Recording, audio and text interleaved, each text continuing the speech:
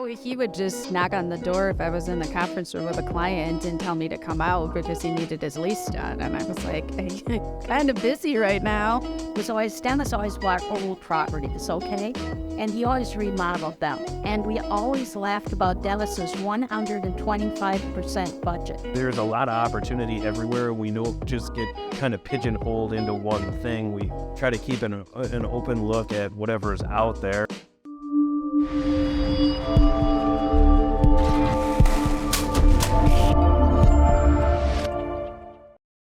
All right.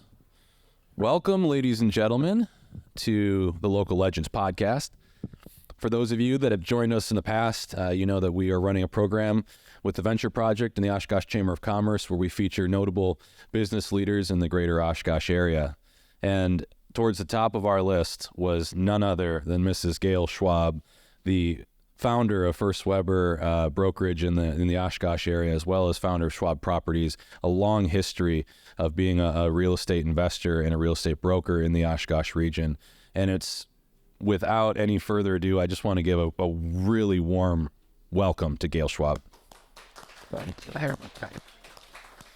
Joining Gail as well, we have Kelly Schwab, attorney, and we have Grant Schwab, a local real estate investor as well.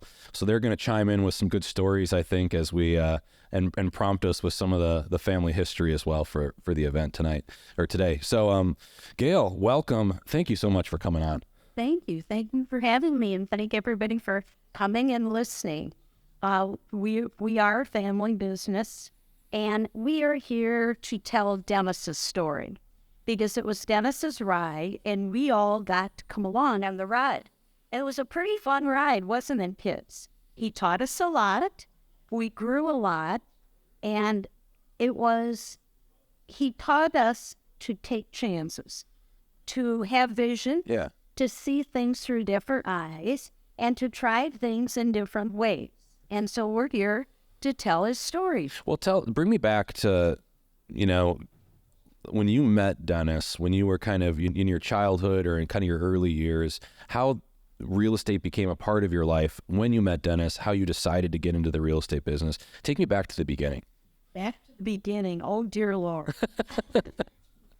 So Dennis's family, Dennis's father was in real estate in Bloomer, Wisconsin. And Dennis became interested in real estate in that manner. And Dennis went to college in Eau Claire, and then he came to Oshkosh to teach accounting at Fox Valley Technical Institute, which he didn't want to do. All his friends went to Minneapolis and St. Paul for accounting jobs, and that's where he really wanted to be. He was going to be an accountant. That was his goal. But that didn't work out, so his father encouraged him to come to Oshkosh. He was just going to come for one semester. He came at semester time, and then he was going to go back and be an accountant. Well, in that one semester at Fox Valley Tech, he met his first partner for feeling and bought his first house, which was, as Tom Belter said, probably $19,000 on Graham Street. And that was the beginning of his real estate career. He had his real estate license. His first broker was Dick Naslin. So he worked with Dick Naslin, and he started investing in real estate and teaching at Fox Valley Technical Institute. And that investment with Kurt Gehling grew, and they bought basically student housing and rental housing. And they would buy very inexpensive properties, and then they would remodel those properties themselves. And Dennis wasn't very handy, so did most of it, but Dennis visited with him and had a beer afterward. That was the deal. And the way they kept their books is Dennis kept them in the trunk of his car because he rented from a little lady on Bowen Street, and he just rented one bedroom. And so he was afraid to leave his books there, so he kept them in the trunk of his car. And then later he kept them under the porch floor of the house, his rental house. So that's how it all started with Kurt and Dennis. Wow. So when did you meet him? When was this? Well, I came to teach at Fox Valley Technical College in education, and that's where Dennis and I met through a friend, a teacher there. And at that point, Dennis had invested in a number of properties. And so consequently, one of the deals was, as we dated and planned to get married, I had to promise I would get my real estate license as part of the marriage contract. How do you think, so how long were you teaching before? Because I can just see in your demeanor and a lot of the ways that you've kind of, grown people professionally, you've got the heart of a teacher, and that's never left you.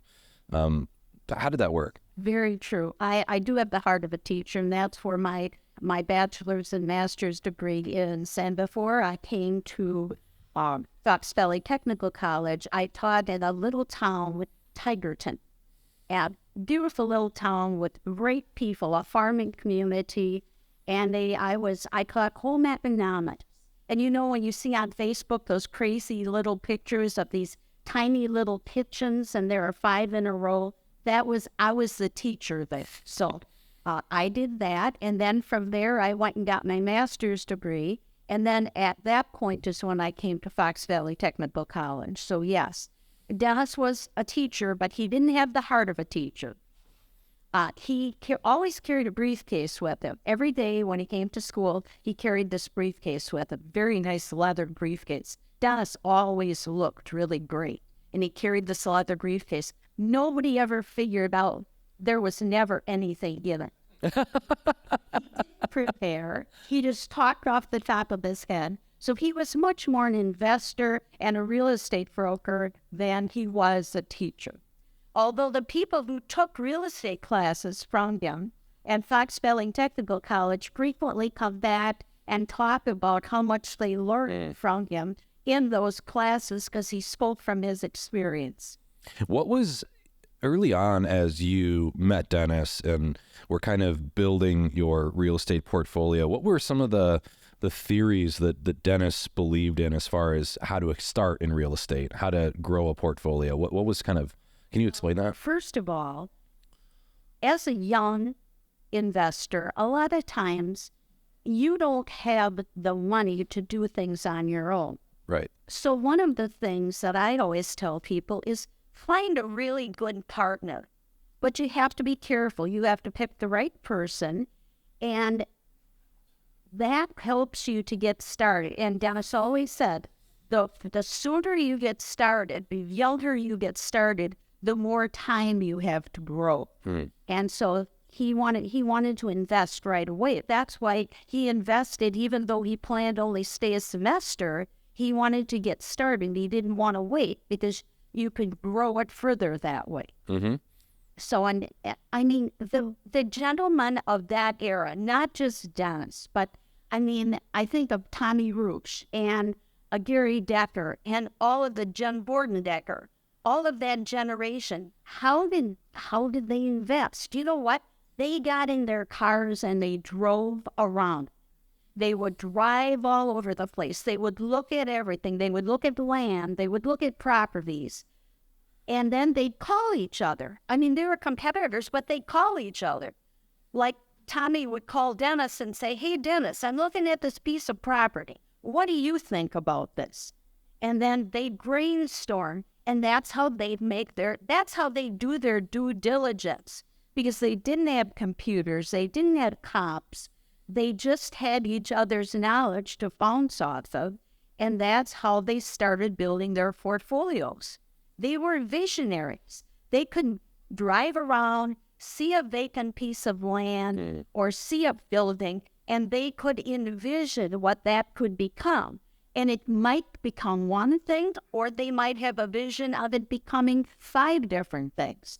So your first vision doesn't always come into fruition.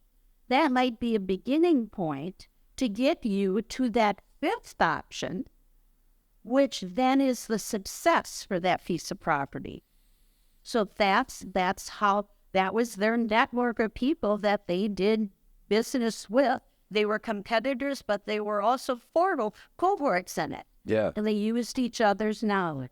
Tell me about picking good partners, because obviously you hear the horror stories, and I'm sure Kelly sees horror stories in contract breaches and issues all the time with partnerships. For a younger investor, what is that like? How do you pick a partner? What are you looking for? And that's a very difficult thing, because it has a lot to do with relationships at different stages in your life. When Dennis picked Kurt, he was a father. Kurt Feeling, he was a father figure to him. He was an administrator at Fox Valley Tech, but he had building skills. And so they were opposites, but they were both very stable, and they both had the same vision. And so that worked. Now, I think the partnership that everybody can't even believe was Dennis and Ron Detchen, because they were like the odd couple. And they both would tell you that. Ron, at Dennis's funeral, in his eulogy, he said, I was the one that had my foot on the gas, and Dennis was the one that had his foot on the brake. And so the combination of the two of us was a very successful combination. And people would say to him, but Ron, you and Dennis were so different. How did that ever work? And Ron's answer to that was always, you know what? We had the same core values. We loved our families. We loved our wives. We had the same ethics. And so even though we were the diverse opposites, we were good partners. One of us made the other of us better than what we were before. So I think with picking partners, you have to do it very carefully, because you're right. There are some horror stories out there. Grant, you had picked some partners. What would you have to say? Well, you just find people that make you better, that are the opposite of you, that, surround yourself with people that are better than you are at everything, better human beings, better at business, and try to learn from them is, what you want. If somebody has the same talents that you have, they don't really bring anything to the table, and you're probably going to butt heads. So that has always kind of been what Dad had taught me too, is, you don't want somebody that can do exactly what you can do. Yeah, you're trying to complete the team and kind of balance out your weaknesses. I mean, from a transactional side of things, are there common themes you see, Kelly, when you see messy breakups with partnerships? What is commonly the central problem when that happens? Probably lack of planning. Everybody gets along in the beginning. They're excited. They're starting a new venture. That's, not the time you want to talk about all the details, and not doing the operating agreement or the shareholders agreement up front. They come to you when there's a problem and they have nothing because they didn't do the stuff initially. So it's just building a good foundation for the partnership, and laying out the rules ahead of time helps the relationship, because everybody knows what the rules are. And if they don't, they can pull out the agreement. But a lot of times that gets overlooked people are excited. They want to move on with the business that they're starting. Or they might not be expecting the success that happens, or something like that. Or the differences. Yeah. But it gets nasty. Yeah, I guess what I'm hearing, so it sounds like you want to find these partners that will not only complement you, but also enhance kind of your strengths, and create these symbiotic relationships where if I'm weak in these areas, this is the partner I'm looking for, but also upfront setting the expectations and laying out all the possible things that could go wrong and how we want to handle that situation. So it's really obvious and clear when there are kind of disputes or problems. Yeah, I think that's awesome. And you see these horror stories all the time of people picking poor partners, but it makes it very difficult to grow. And it makes it really hard to, especially in real estate, when you're doing that. So yeah, I'm just really excited about that. I think what Grant is on though too is that there are older gentlemen who have and older ladies who have large investment packages, who are at the end of their career, but are willing to give a young investor a chance. They're willing to work with them and give them small projects at the beginning until they prove themselves. But I think that's wonderful. That's a legacy, to pass that on to get younger people going in the investment business. Yeah. Well, so tell me, so Dennis decides, if we get married, you got to be an agent.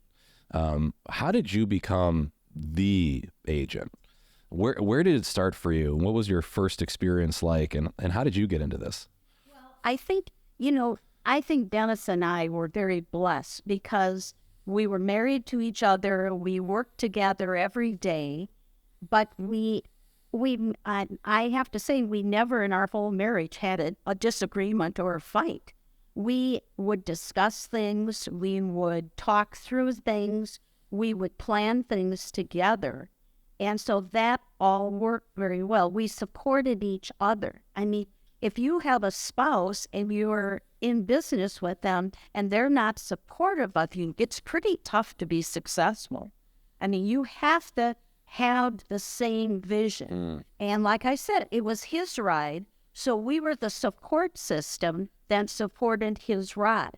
And he taught from what he knew. And he taught Kelly and Grant at very young ages to be introspective. He didn't tell them what to think. He taught them how to think. And with he and I, that was the same thing. We did job descriptions, so we knew what job each one of us was doing so we wouldn't cross over. We knew enough about each other's jobs that we could do those jobs. But if that person was there, they would do the job and we would do our job. So like Kelly said, you have to spell things out so that you understand. Were you doing all this before you decided to get married, or was this like kind of merged into the beginning of your marriage too? Because, you know, I see, I mean, a lot of friends I have that are deciding if they want to get married, but they have totally different views of if they want to grow a business and what their spouse wants to do. It sounds like you were really clear on that up front, that we're growing this business. Well, Dennis was very clear. He said, this is the deal. Can you think we can do this together? And then we would talk it through and he followed from that point. But I do think you have to be very, very clear. I mean, a spouse is a life partner for the most part. And you have to have that same vision. And you have to be willing to ride that ride and live that life. Yeah. You have to have an investment mentality. A lot of times spouses don't have that. Yeah. So I want to bring it back to, so you're setting this vision for kind of where you want to go, and you've taken this role as kind of the agent in the family business. How did that grow? Where did that start? Well, basically, we both were in a real estate office with real estate agents. So you're parked under a different broker at this time, or how did that? Okay. At that point, I was parked under Dennis. At that point, he had his own brokerage, and so he and I worked together there once I came full time, and so you just kind of carried on. Basically, this grows a day at a time, a week at a time. You don't have some grand scheme and all of a sudden you arrive. I think that's what people think. I think that, wow, one day this miracle happened and Dennis Schwab owned all these properties and wasn't this awesome? It is one foot in front of the other, one step in front of the other. You don't only have your partner, but it takes a village to invest. I mean, you have to have a banker who's willing to give you some money to be able to do that. You have to have an attorney who's willing to dot the I's and cross the T's. You have to have all of the support system in place to grow your vision. Nobody can do it solely on their own. Mm-hmm. Yeah. I want to talk a little bit because I've heard some, just from Grant and others about some different stories that you ran into. Obviously, you were an up-and-coming woman who was in the real estate community, which was kind of unusual in the 70s and 80s, and as you started to kind of grow your company. What was that like? Tell me about that. Well, it was interesting, and I accepted it. My mother was my mentor. She worked in a rainwear factory, and women didn't work when my mother worked. Mm-hmm. So she had all of these women, and they got government contracts. And what they did was called piecework. They were paid by the piece, and it was her job to be their manager and keep track of how many pieces they produced in a day, and that's how their paycheck was figured. So isn't that interesting? That was her world. but she vowed that her girls would go to college and they would never have to work in a factory. And so that from that point on, and she always told me, you can do anything any man can do if you're willing to work hard enough. And so I had that mindset that I could do it. So when I would go to these meetings and be in a room of suits and wingtips, I just figured I belonged there. I was too dumb to know that they probably thought, what is she doing here? So it was very interesting. I think the most interesting part of that was that when I was the first woman Kiwanis in Oshkosh, and Kiwanis was a service club, as is Rotary, and they decided at one point that they should bring women in. Well, Kiwanis decided they should bring me in, and it was Leo Metzler and Ken Corcoran, and I was going to be their spoken woman, okay? So, of course, I thought, well, that's what an honor. I'd be happy to do that. I had no idea that the rest of these men, didn't want me there. So, and it really wasn't the men. It was really their wives that didn't want me there because they thought I wanted their husbands. And trust me, there were some days I didn't even want my own during the affairs. So it was really interesting because actually one of the members resigned.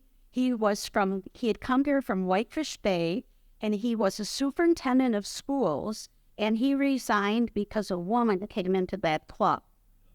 But I went every week, and I smiled, and I tried to work harder than anybody else. And before you knew it, it all blended in. We were all friends, and it was a great experience. Now, Rotary, that was Gary Yates, and he decided he would save the women, so he brought 3 women at a time, so they'd have buddies.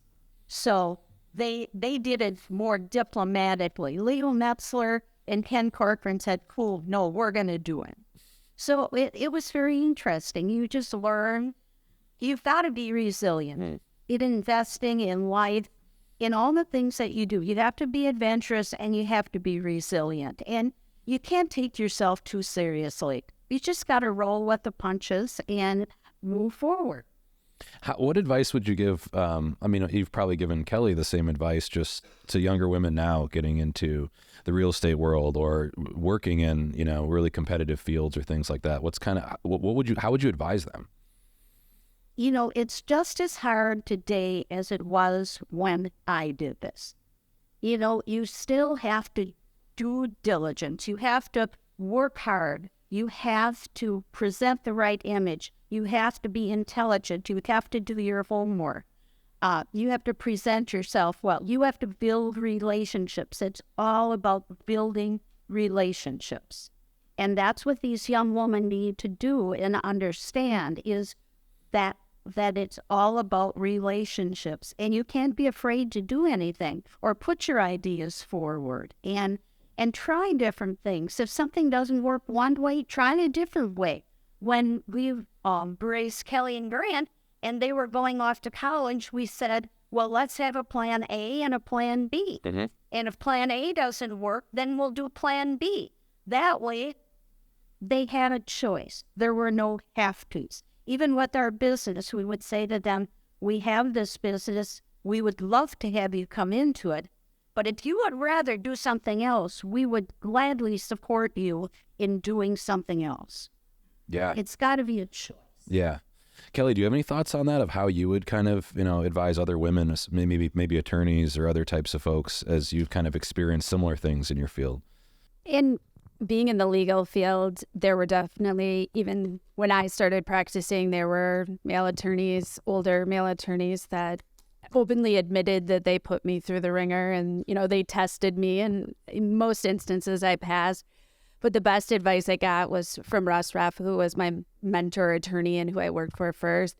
And I went to him one day and said, I think I'm right, but this other attorney is, really pushing me around. And he's like, stand your ground. You're going down a slippery slope. Like, if you let him push you around once, you'll never regain your footing. So, I went back in and stated my position. And now that attorney is one of my close confidants in somebody I can go to if I have questions or problems.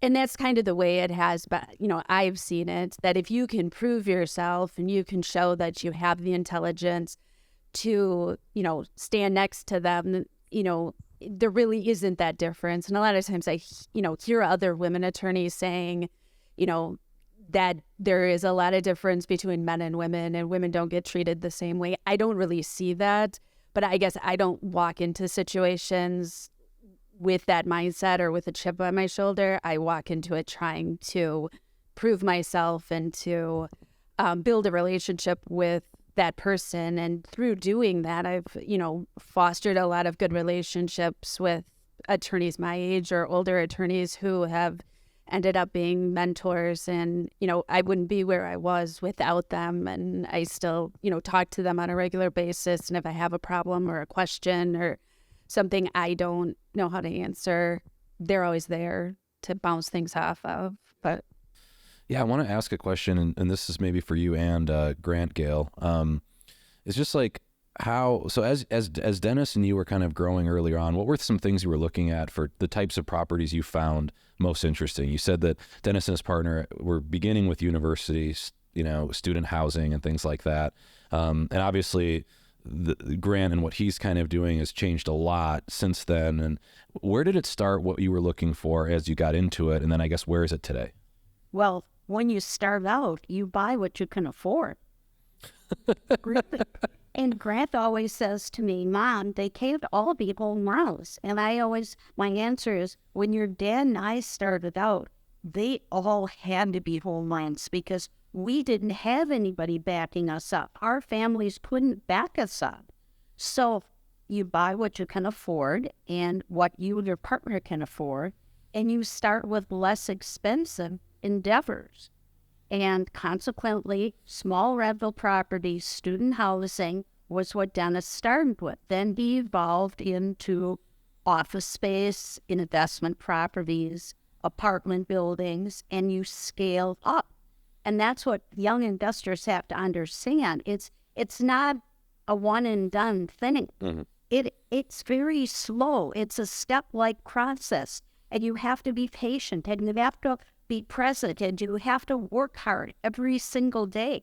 When we did Bellhaven, do you know how long we just finished Bellhaven? We sold the last lots.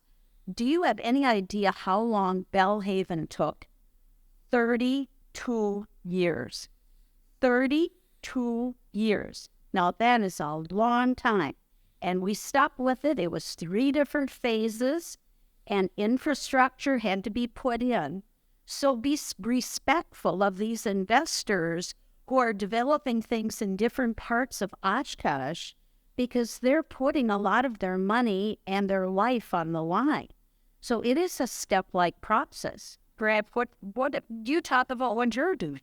Well, I mean, you just, in a market where we're at, you kind of got to do everything, because you can't just be into retail development. You can't just be into office, because there's not enough of it. There's not enough deals, and the economy ebbs and flows, and you kind of got to go to where the deal is at. And I mean, when I started, whatever I did had to work, because if I would have lost my dad's money, I would have been done. I mean, anything I ever said to him, he looked at me and said, that'll never work. And I'd have to take 2 days and let it sit, go back and approach him again. But I had to make sure everything was right on, because again, if I would have had one bad project, he would have said, you're done. What were some of the early lessons he taught you when you started working for him right away?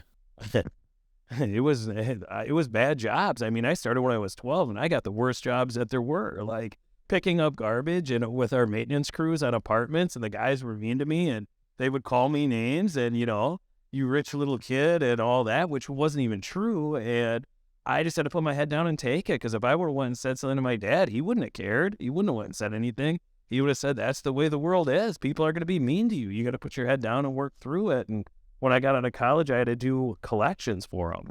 And that was horrible. People threatening you in the courthouse about doing what you're supposed to. And I kind of had to find my way, but it always started at the bottom. But it made you appreciate everything, and it made you work extra hard. And now in life, I appreciate that and hope to teach my kids the same thing, that, you have to work.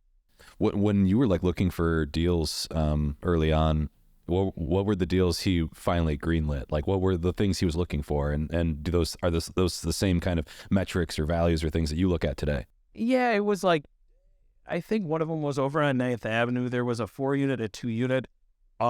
It's where CVS is, and I saw that as at some point this is going to get developed into something, and he didn't see it, and I kept pushing because he wanted to fix up the 6 units, and I said, don't fix them up, which to him was like, you got to make them nice, and it's like, you can't do it because it's going to get tore down, and it's going to be something. I just don't know when, and he eventually got to that, and we made money on that, and we ended up doing the CVS development, but it was kind of, he looked at things in a different way than I did, and when I first came in, I was gung-ho, I was pedal to the metal and let's do this, and I was so frustrated, and I remember my dad just sitting there and saying, just wait, the economy's this isn't going to keep going, and these guys that are doing stuff are going to be in a bad spot, and lo and behold, he was right. He had seen this, in the economy before, and we were in a good spot where a lot of other people back in 2008 were in a really, really bad spot. That's a good, I think that's a good segue into a question I had for you, Gail, which is just, you've seen every economic cycle that there is. How does that change what did you do to bulletproof yourself from a lot of these recessions? We had the, economic outlook yesterday, and 2024 is looking like a mild recession. 2030 is looking like a Great Depression. I mean, how do you react to that after having seen what you guys did? And have to be resilient. Every business has to be resilient. We were lucky because we had 2 different businesses who operated dovetailed together. We had the rental properties and we had the real estate company. And it seemed that when one was up, the other was down and vice versa. So they balanced each other out. But you always have to have best case scenarios and worst case scenarios for your businesses to kind of bulletproof them from what's going on. And you have to talk your people through this, the people, the family, and the people who work for you. You have to talk them through these things. Like, when do people buy a home? When do they buy a home? They buy a home when they need a home. Now, it doesn't matter whether the interest rate is 2% or 18%, which we did see. People still bought homes. When do people sell a home? When they need to sell their home. So there's always business out there. It's just, how do you go about doing that business that makes you bulletproof? It's a mindset. It's an attitude. It's a positive outlook on things, and generating that and talking that story. You never want to talk a negative story. Nobody wants to be around the negative note. You want to always be positive and tell a positive story. Tell the truth, but tell it in a positive way. And we can talk to economists and listen to economists till we're blue in the face. They're good. They give us good guidance, but everything they say isn't always true, and it certainly isn't true to that degree. And also, we have to remember, when we listen to economists, they, for the most part, are talking about national levels of things. We here in the Midwest are so lucky because we are a more insulated market. Dennis used to say, we never fly as high or sink as low. We kind of hit that middle level. So we're a lot better off. So we have to look at our Midwest numbers and our local numbers when we start predicting things. Yeah. National news can make you crazy. Trust me, I know. So Grant, I guess, like, where do you see yourself focusing, what you're looking to buy and how you're looking to buy it? Is it just kind of like whatever opportunity kind of presents itself, or is there a particular niche that you're more bullish or bearish on? I mean, it's wherever opportunity exists, and I have a couple of great partners that we kind of all look at things differently and see different things. So it all depends where it is. I mean, there's a lot of opportunity everywhere. We don't just get kind of pigeonholed into one thing. We try to keep an open look at whatever's out there, and and we have our own set of parameters, and that we don't really veer off of. We don't want to do deals just to do deals. We want to do deals because they make sense, and we want a single, and You know, if it turns into a double, it's great. In our world, there are no such thing as home runs. If you do that, the risk is too great. You know, if it's a home run, why hasn't somebody done it? So One of the last things that Dennis sent to me was, Grant will do much bigger things than I ever dreamed of doing. And I never knew if that was a compliment or a criticism, but he knew that Grant would do something different than he did. And kind of that's how it evolves from the house on Grant Street to what Grant's doing. It's a step-like process. And Grant was very lucky, and so was Kelly, because they had Dennis to nurture them along in their careers and to ask questions. But Dennis was an interesting person. Like when he wanted Kelly, he would go to her office, even though she had appointments, with his lease in his hand, right, Kelly? Right. And how long would he sit there? Oh, he would just knock on the door if I was in the conference room with a client and tell me to come out because he needed his lease done. And I was like, hey, kind of busy right now. He would sit there and he'd just sit in my office and wait for an hour. And he didn't want it like in an hour or 3 hours. He wanted it like immediately. Like, we're going to draft it now. We're going to print it out and you're going to give it to me and I'm going to leave. And he always had about 10% of the information that anyone would need to draft a lease. He'd hand you a little scratched piece of paper and say, here, draft my 30-page lease, and I need it while I sit here and stare at you. So you got used to working under pressure, but it was just kind of the way he was. But what did Kelly learn from them? What did she benefit? I mean, she is now probably one of the best real estate attorneys in the city, because she has gone through every scenario of real estate transaction, investor, person, but it was a growing process. That didn't happen the day she walked out of law school.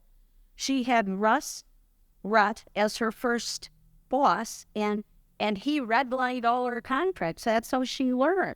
So, I mean, it's not easy. I think young people hear the word entrepreneur, and I think that's a really false word, because they think they're going to go to college and take a class in entrepreneurship, and they're going to walk out that door and they're going to be entrepreneurs, and they'll just invest and make all this money. It isn't that. And I mean, I think the word visionary is certainly better than entrepreneur, because you have to have some innate vision. An entrepreneurship class can teach you how to set up the business. They can teach you how to do the accounting for the business. But the vision of finding that business is not necessarily there. What did Ron Detchen tell you about entrepreneurs? Ron told me he said there are two types of people. There are people that are, and he said, like your dad and you, that, sell real estate and you do the same thing every day and you keep selling houses, or you're an attorney and you keep meeting with clients. And he said, then there's the other mindset of people who, and he said he was more like that can go out and look at something and see something in it and make it into a business. And he said his mindset would never allow him to just do the repetitiveness of some of the jobs, because he needed to be moving. He needed to be, doing different things and different projects. And, some of the things he did were crazy, but they worked out in the end. But he said, you can't teach somebody that. It's a mindset. It's the way your brain works. Either you have that vision and he said there's nothing wrong. You can make a lot of money both ways, but it's not something you can teach. It's just something in the way that your brain works. And I see that a lot with clients that I have that will come in with ideas, and you look at them and you're like, wow, that's an obvious thing that I never would have thought of. And, then to have it backed up by just taking the risk and, throwing it out there and seeing if it works, where, a lot of people aren't willing to do that. But it's the vision and then the ability to follow it up and to do the hard work to get it where it needs to be. Grant's interaction with Ron Detchen, I thought that was really interesting, is, Grant was a visionary, and he went to Ron. They were doing transactions, and Ron would say, Grant, do this and this and this. And finally Grant went, Rob, I don't work for you.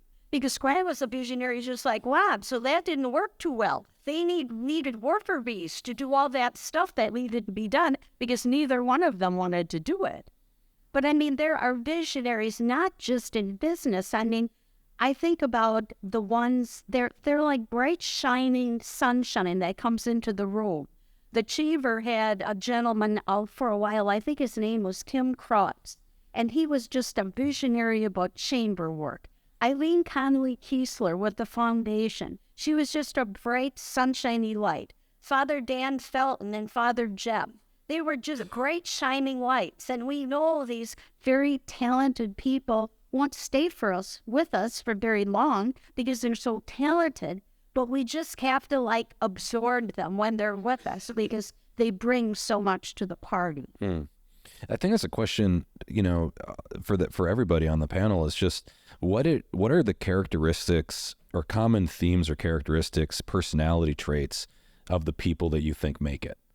I'm hearing certain things. I'm hearing there's a visionary style. I'm hearing there's kind of a more conscientious, diligent style. What are those like? If you had to create a player and say this person's going to make it in real estate or entrepreneurship, what do you think that person would look like? Well, that's a very difficult question. I think they would have to be resilient. They would have to have perseverance. They would have to be a wonderful relationship person, building those relationships to bring the whole village to their projects. They would have to be patient to wait the time for that project to bloom or those projects to bloom. Kelly, what would you say? I think a lot of it's just doing the hard work, and that's what I see with clients that come in. A lot of people have great ideas, but they think, that they're going to just go out there and it's going to drop in their lap. And I saw a lot of that when I taught at the university. I taught a lot of the real estate classes, and the mentality was, if I'm a landlord, I'm going to be rich. Well, they didn't understand the work that came with it, the phone calls at 10 o'clock at night when a tenant has a clogged toilet and they want it fixed now. I mean, those are the things, and they would get into that part of it and they'd be like, I hate this. Like, I don't want to do this. So, I mean, nothing's easy, and there is no get-rich-quick scheme, and it's putting in the hard work, having that vision, but then being able to back it up with the hard work. Everybody has to work hard. Nothing just drops in your lap, and that's really important. And I think that's where you see the difference between the people that succeed and the people that are just mediocre or don't go anywhere. Grant, what do you think? Well, there is a get-rich-quick scheme, but usually it's illegal, so you promised. Listen and learn. There's always different ways, and the people you can learn information from is amazing, and you just can always learn and grow, and again, it's the resilience. It's getting knocked down, but getting back up, and having the determination to get back up, and willing to go in every day and get knocked down for a week straight, and getting up and going back in because you just want to succeed that bad, and it does sting. There's a lot of bad stuff in being a successful entrepreneur. It's the dealing with clogged toilets and the stuff no one else wants to do. And if you're willing to do that, you can be successful. If you can't, you're probably better off a 9-to-5 job where you can turn it off when you go home at night. I have one last question before I wanted to kind of open it up to some folks in the audience. But you mentioned early on that when you were getting started with Dennis, everything had to be a home run. Was there a certain amount of units you were trying to accumulate, or was it more of a very patient game of finding widespread margins or finding the right opportunities? And then the second question, follow up to that, would be, did you ever have early on any not home runs and strikeouts completely that almost took you down? Well, I'll answer the last part of that, because the standing joke was Dennis always bought old properties, okay? And he always remodeled them. And we always laughed about Dennis's 125% budget, because he always had this budget because he was an accountant and what it was going to be. And when you get in, as you all know, when you get inside the walls of older properties, you have no idea what you're going to find. So his budget was always 125%. So he baked in the little buffer space for that. yes, so you have to. you have to know, that you have that buffer of resilience to absorb that extra, that when you take on older projects, those sort of things are just innate to them. Did he have certain goals of like how many units he wanted to accumulate early on, or was it? No, everything he would get his hands on. So he would, Yeah, okay. he just wanted more and more and more. Also, that generation of investors, and Grant will tell you this, they never wanted to pay taxes. They would do anything in there that they possibly could to not have to pay taxes. So they just kept buying properties. They wouldn't sell anything because if they sold something, they'd have to pay tax. Putting half roofs on properties and stuff like that, so you could depreciate it in the whole in that 1 year. I remember my dad telling me he made all this money in a partnership, and he said, "You know what I did with it?" And I was like, "Well, hopefully something funny." He's like, "I put half roofs on everything," and I was like, "What?" And he's like, "You can expensive, then you don't pay taxes on your income." But that's just the way his mind worked. If he could get away without paying taxes, he would go broke not to have to pay taxes. It was a game. That was that whole generation, not just Dennis, that whole generation. That's how their minds work. And that's with these younger investors. They don't worry about taxes. They buy things, they sell things, they buy more things. They don't worry about not paying any taxes. They're willing to pay some taxes. But that's why they accumulated such big investment packages, is they kept grabbing everything they could get financed or get their hands on, and they would never sell anything. No, that's good. I want to open up to some folks in the audience. I think we've got some wireless mics floating around. So if you do have a question, one of the guys here will get you a microphone. Please say it in the mic so we can get on the record for the podcast. Oh, and by the way, they could sell things. The only thing is, you had to dive to be able to sell it and not pay. Wait, our 1031 exchange. Yeah. Do we have any questions from anybody for the Schwab family here? I was wondering how you motivated your salespeople, and who won the biggest dump of 1989. Well, I don't think you can motivate anyone. People motivate themselves. I just simply cleared the playing field. I just simply offered the support systems for those people who want to be ultimately successful. It's just like with my children. They are my greatest pride. They were my best work of my whole career, is to raise successful young people. But you can just set the stage. You can talk them through everything. You have to start talking to them when they're 5 years old. Grant was 5 years old. Dennis used to take him to show rental properties and say to him, "Now, what did you think of that tenant? Do you think we should rent to that tenant?" So you have to work constantly at providing a good environment, but they have to motivate themselves. No one can motivate another person. Well, you did a good job of trying, but very good. And this is a great presentation, by the way, and thank you for all of your wonderful things. May I second that?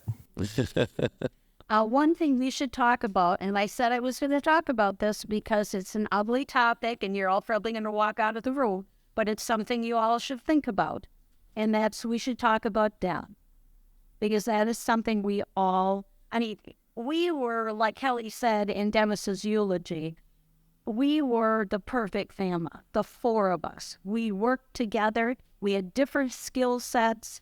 We were the perfect unit. But you know what? Dennis was the man who was never going to die. I can't tell you how many financial planners we went to, and they were all good. They were beyond good. And we paid them way too much money. And Dennis would leave with his little sheet where they told him exactly what he's supposed to do. And then that just didn't happen. And so then I thought, well, maybe that personality didn't work good with Dennis. So I found a different one. And I'd call Eileen Conley-Kiesler and say, what do you think? Who should we use? Well, when Dennis got very sick with ALS, and we knew he wasn't going to get better, Kelly went through his spinals. And what did you find in the spinal, Kel? a list of things he was supposed to, which we didn't none of. Nothing was done. So my advice to all of you is get a financial planner, get an accountant, get a good attorney, and be sure all of your things are in place, because any one of us can walk out of here today and get hit by a semi-truck. And what are your families going to do? So don't put your families in that position. Have things prepared. I mean, it's a difficult thing to do, but we had a lot to work through, didn't we, Kelly?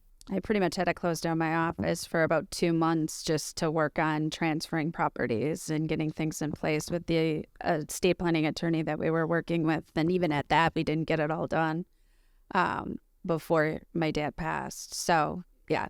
And it's very difficult. And you're grieving your spouse, you're grieving your father, and you're trying to hold all your businesses together, and you're trying to dot all your I's and cross all your T's. I wouldn't wish that on my worst enemy. I'll try to make it as easy as you can. And it just was probably one of the most difficult things we did, wouldn't you say, Grant? Yeah, it was. We used to, I never saw Mom flustered in her life, ever. And I remember sitting in her office just saying, don't look past today. We're going to get through today. Tomorrow we'll get through tomorrow. And hopefully in a couple years from now, we'll sit back and laugh a little bit. And I just, as part of it, Dad always handled the finances. And if you ever asked my dad about anything, my dad would say, first thing, we don't have money to do that. We don't have money to do that. And we didn't know where anything was. And then Mom ended up finding all the accounts. And I just remember her saying, that son of a bitch. He said we had no money. I just wanted to redo the kitchen. He always said we don't have any money. And we just kind of laughed at that point. But yeah, it was a one day at a time sort of thing. And now it's kind of a distant memory, but it was a rough patch there for a while. But I think in business, you really need to think about that. That's really an important thing. I mean, you've worked your full life to accumulate this whole vast group of properties. Then what's going to happen to them? You want to set the stage for that. And when you can set the stage for that. Yeah. I think Rob has Rob. Yeah, thanks. This has been very interesting. Great to hear all these stories. I go way back also, and if you talk a little bit about your community involvement and how that maybe helped the business along and helped you guys get connected. I mean, you've been a past chamber board member. Dennis was chair of our economic development entity and very involved and pretty much at every single meeting you could think of. So, I mean, if you could talk a little bit about, how that impacted you. And then also on just kind of what's happened recently. You guys, moved from Central City for a long time out to kind of the new area on Oshkosh Ave. I want to talk a little bit about how that's gone and, that whole process too. Well, I think any investor in Oshkosh has a lot of fare with the city. We love Oshkosh. It's a great place to live. It's a great place to raise a family. And you want it to only get better. And whatever you can do, you have a responsibility to do. And that's how Dennis felt. If he could offer guidance from his experience to the community, however be put, whether it was a service club, and all these young people, if you belong to a service club, oh my goodness, you need to join one because you meet all kinds of people. You have lunch with the sheriff and the city manager and all these different players in the community. You hear programs about all the different groups and what they're doing and how they're doing it and the people that are doing things. Those are opportunities to build relationships and to know who to vote to from what. And the chamber, I mean, they build our business community. You want to be part of those committees and groups and what have you. The biggest travesty I think that happened during our whole career was the Pioneer Project. I mean, I think that's sad for all of us who are sitting in this room and everybody in the city, because that's a fabulous piece of property. And it hasn't been developed. And how sad. And I benefited by being able to work with marketing with the investor on that property. and they were all ready to go. And I had pages of people who wanted to buy those condo units and were committed. And when the last piece of lumber came down, their project was shut down. And after that, it has just been there. We need to get that cleaned up and developed. That's just really important to our community. Other parts of our community have developed beautifully. Like Rob was talking about the West Side development, the new development that Steve Hoofman and Randy Schweigel put together with the hotel and the Oshkosh truck development. And we were lucky enough to get in the office building out there, and we're enjoying that so much. And that area of town is looking so beautiful. And Steve made a huge commitment at his stage in life to that project because we all have a love affair with Oshkosh. Steve's children, Megan and Eric, have lots of downtown properties and have worked with the downtown redevelopment and have beautified that area. And again, that downtown redevelopment, that's a step-by-step process. You make one part better, and then another part better, and another part better, but you're dealing with all different owners of businesses and buildings and what have you. But we have to keep working on it. It is not a job that's ever going to be done. It's going to be one foot in front of the other, one step at a time, and always getting better.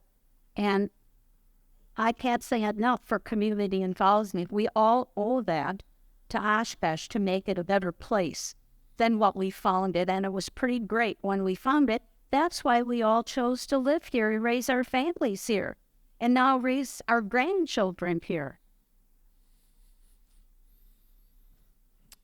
Do we have any other questions? Anybody in the back rows or anything?